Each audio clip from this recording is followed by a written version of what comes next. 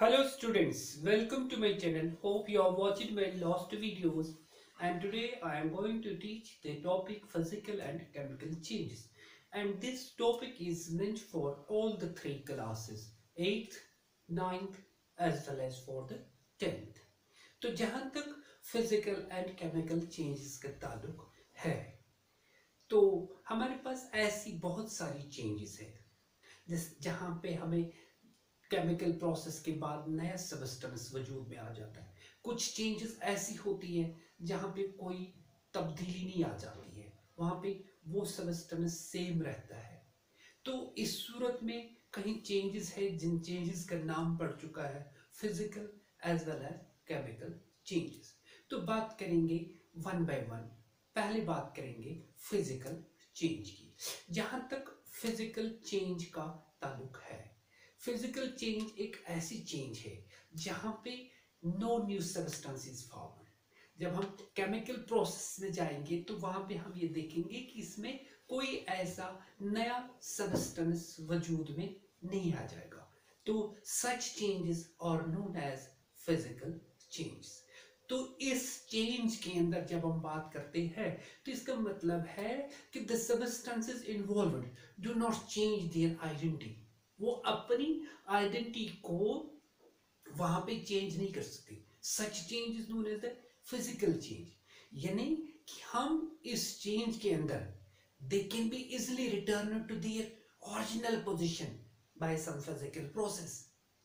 तो इस तरह से हम कह सकते हैं कि ये एक ऐसी चेंज है जो चंद समय के बाद, कुछ पल के बाद वापस अपनी शक्ल सूरत में आ जाएगी। तो ऐसी चेंज को हम फिजिकल चेंज कहते हैं। यानी ये एक ऐसी चेंज है जो वापस अपनी पोजीशन पे आ सकती है। तो हम कह सकते हैं कि physical change can be easily reversed.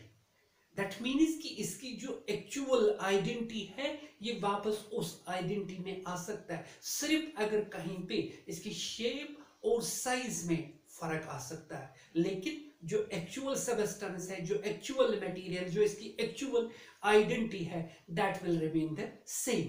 तो ऐसी तब्दीलियों को, ऐसी चेंजेस को हम फिजिकल चेंजेस कहते हैं। तो इस तरह से हम कह सकते हैं the changes in physical state, size and shape of the substances are known as physical changes। अब इसका फिजिकल चेंजेस की हम एग्जाम्पल उसको देख लेंगे। सबसे पहले बात करें कि melting of ice. Melting of ice is a physical change. क्यों?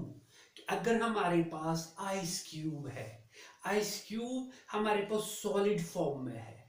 अब इस आइस क्यूब को आप बीकर में ले लो या चाइना डिश में डाल दो, नीचे से इसको ट्राइपॉड स्टैंड पे लगा दो, नीचे से सेपरेट लंप के बदल से इसको हीट कर दो। तो वहां से हीट आ जाने के बाद आपके पास ये जो आइस क्यूब है ये कन्वर्ट हो जाएगा पानी में।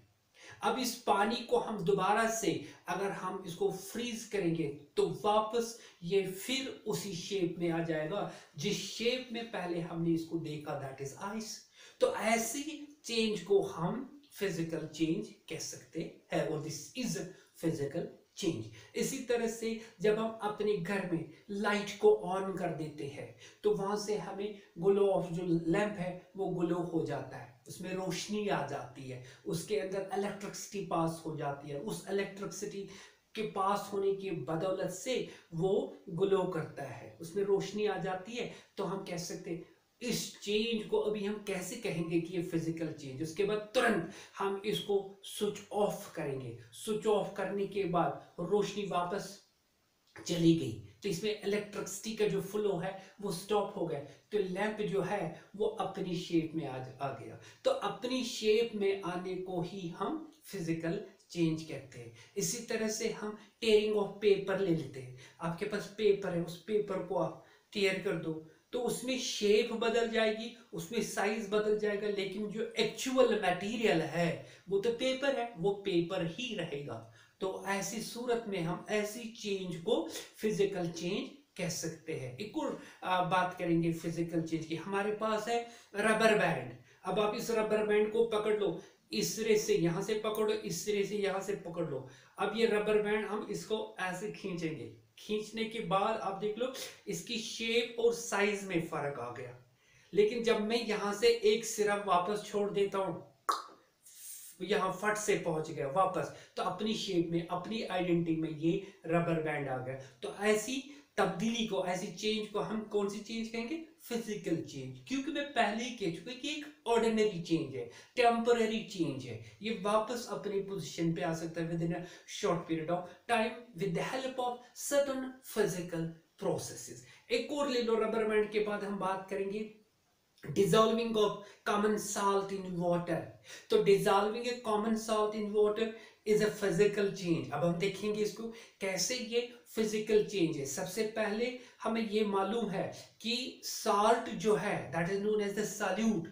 solute किस में डिसॉल्व होता है? सॉल्वेंट में। तो वाटर यहाँ पे सॉल्वेंट है, तो ये साल्ट जो है ये पूरा पानी के अंदर घुल मिल जाएगा और ये डिसॉल्व हो जाएगा, और उसके बाद हमारे पास एक शेप में पानी आ जाएगा। वो पानी सॉल्यूशन कहलाता है, और वो किस चीज का सॉल्यूशन है?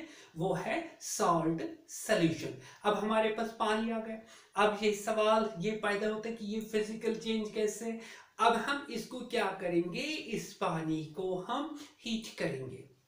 किसी चाइना डिश में ले लो, इसमें से थोड़ा सा पानी निकाल के ले लो, वो चाइना डिश में डाल के फिर इसको हीट कर लो, तो इसमें से जो पानी है वो भाप बन के, यानी वेपर बन के चला जाएगा, हवा में चला जाएगा। लेकिन नीचे जो इस आपका सॉल्ट होगा, तो इसका मतलब सॉल्ट वापस आ गया अपनी शेप में, पानी फिर से वापस आ जाएगा अपनी शेप में। तो इस तरह से ऐसी चेंज को हम फिजिकल चेंज कह सकते हैं। This was the physical change. अब दूसरी चेंज आ जाती है जिस चेंज का नाम है केमिकल चेंज। अब फिजिकल चेंज और केमिकल चेंज में फर्क है। फिजिकल चेंज में वहां पे कोई नया सबस्टेंस पैदा नहीं होता, लेकिन यहाँ पे तब्दीली आ जाती है, यहाँ पे नया सबस्टेंस पैदा हो जाता है। जैसे हम कह सकते हैं those changes in which new substances are formed, the substances change their identity।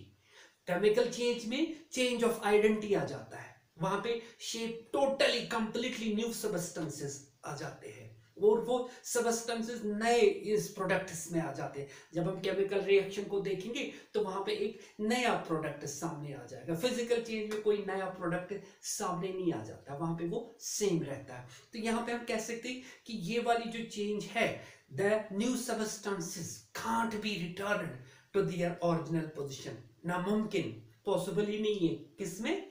Chemical change में। That is irreversible change. वहां पे तो वो रिवर्सिबल है, यहाँ पे इरिवर्सिबल है। It is a permanent change, completely इसमें चेंज आ जाती है, नया नया सबस्टेंस वजूद में आ जाता है। तो अब हम केमिकल चेंज की एग्जाम्पल इसको देखते हैं। सबसे पहले हम करेंगे बात बर्निंग ऑफ मैग्नीशियम वायर। जब हम मैग्नीशियम वायर को जला देते हैं, वहां पे व्हाइट कलर का आपके पास नया एक प्रोडक्ट आ जाता है, नया चीज सामने आ जाता है। नया प्रोडक्ट आने का मतलब यह है burning of magnesium wire is a chemical change, because इसमें से एक नए प्रोडक्ट ने जन्म ले लिया। इसी तरह से बर्निंग ऑफ वुड ले लो। बर्निंग ऑफ वुड जब हम जलाएंगे उसमें से कार्बन डाइऑक्साइड निकलेगा, उसमें से हीट निकलेगी, उसमें से लाइट एनर्जी आ जाएगी, उसमें वाटर वेपर निकलेंगे। ये सब जो है इसके अंदर, ये निकलने के बाद दोबारा हम इसको वुड की सूरत में नहीं ला सकते हैं। तो ऐसी चेंज को, ऐसी तब्दीली को हम कौन सी चेंज कहेंगे? This is a chemical change. इसी तरह से पेपर ले लो। Burning of paper, burning of paper जब हम जलाएंगे, उसको पेपर को जलाएंगे, जलाने के बाद उसमें से स्मोक निकलेगा, उसमें से वेपर निकलेगा, उसमें से कार्बन डाइऑक्साइड निकलेगा। That means completely new substances इसमें से आ जाएंगे। तो ऐसी चेंज को, ऐसी तब्दीली को तब जाके हम केमिकल चेंज कह सकते हैं। Also we can say rusting of iron is a chemical change, converting curd from milk। अब देख लो, मिल्क को ले लो, मिल्क को जब हम कन्वर्ट करते हैं कर्ड में, and then it is not possible that we can go curd should be converted to milk। No, that is not possible। such changes are known as the chemical change। cooking of food, चावल को देख लो, rice को देख लो, किस में तब्दील करते हैं? फूड में। उसके बाद ये पॉसिबल ही नहीं है कि हम फूड को वापस राइस में तब्दील कर सकते हैं। तो तब जाके ऐसी चेंज को हम केमिकल चेंज कहते हैं। तो this was the physical and chemical change.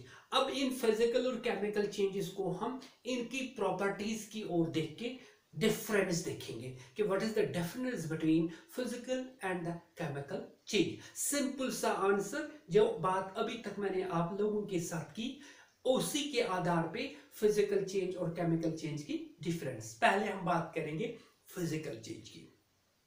Physical change में हमने पहले ही बात की, जब हमने किया फिजिकल चेंज को, तो उसमें हमने ये बात की कि no new substances are form, इसमें कोई नया सबस्टेंस वजूद में नहीं आता। इसी तरह से केमिकल चेंज में a new substance is formed. Physical change is a temporary change, while as the chemical change is a permanent change. Physical change में हम क्या देख सकते, it is easily reversible, while as in a chemical change it is usually we can say irreversible, इसमें possible नहीं है, यह हम बात कर चुके हैं।